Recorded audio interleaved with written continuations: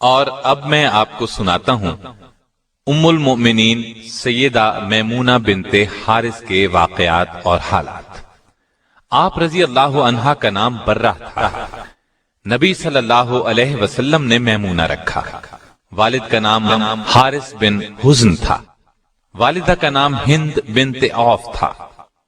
آپ سیدنا عبداللہ بن عباس رضی اللہ عنہ اور سیدنا خالد بن ولید رضی اللہ عنہ کی حقیقی خالہ تھی، کیونکہ ان کی بڑی بہن لبابہ الکبریٰ سیدنا عباس رضی اللہ عنہ کی زوجہ محترمہ تھی اور ابن عباس کی ماں تھی۔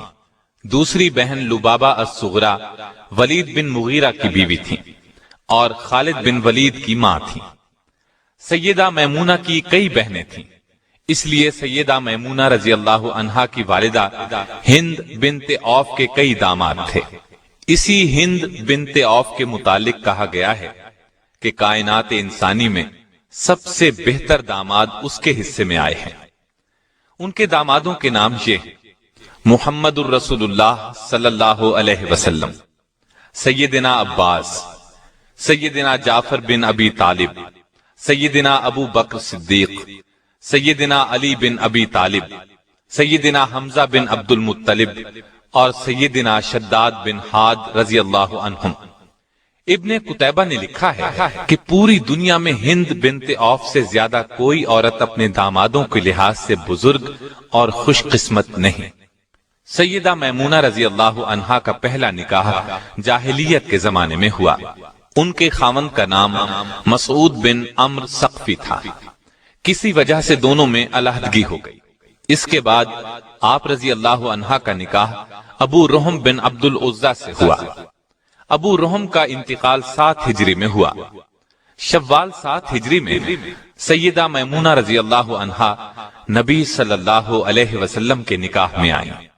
رسول اللہ صلی اللہ علیہ وسلم کی یہ خصوصیت تھی کہ اگر کوئی مومنہ عورت اپنا نفس یعنی اپنے آپ کو جناب رسول اللہ صلی اللہ علیہ وسلم کے لیے ہبہ کرتی تو آپ کے لیے یہ ہبہ جائز تھا۔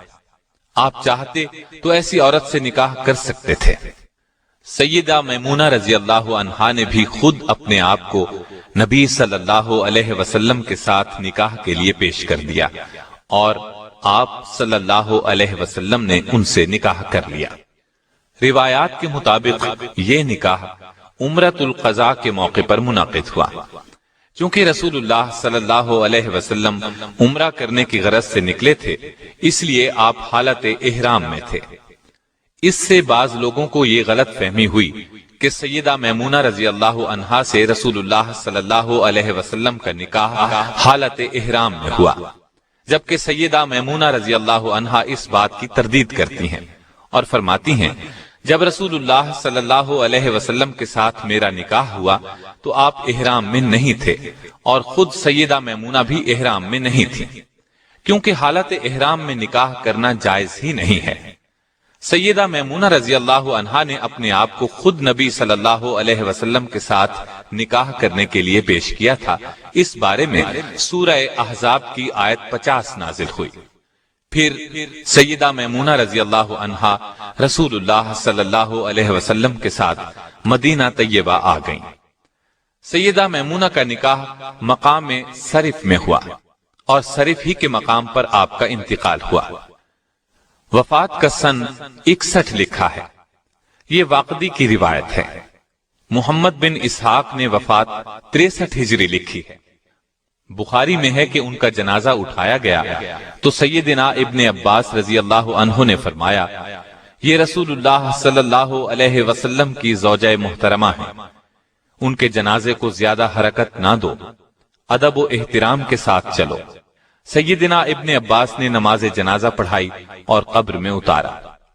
آپ کی روایت کردہ احادیث کی تعداد 46 ہے اور بعض کتابوں سے معلوم ہوتا ہے کہ تعداد 76 ہے۔ نبی صلی اللہ علیہ وسلم کے احکامات کی تعمیل ہر وقت ان کے پیش نظر رہتی، اللہ سے بہت ڈرتی تھی، صلہ رحمی کرتی تھی، غلام آزاد کرنے کا بہت شوق تھا۔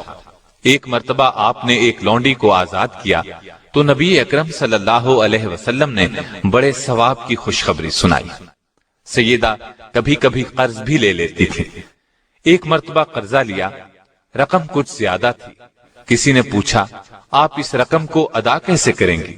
آپ نے فرمایا نبی صلی اللہ علیہ وسلم کا ارشاد ہے جو شخص قرض ادا کرنے کی نیت رکھتا ہو تو اللہ تعالیٰ اس کا قرض ادا فرما دیتا ہے۔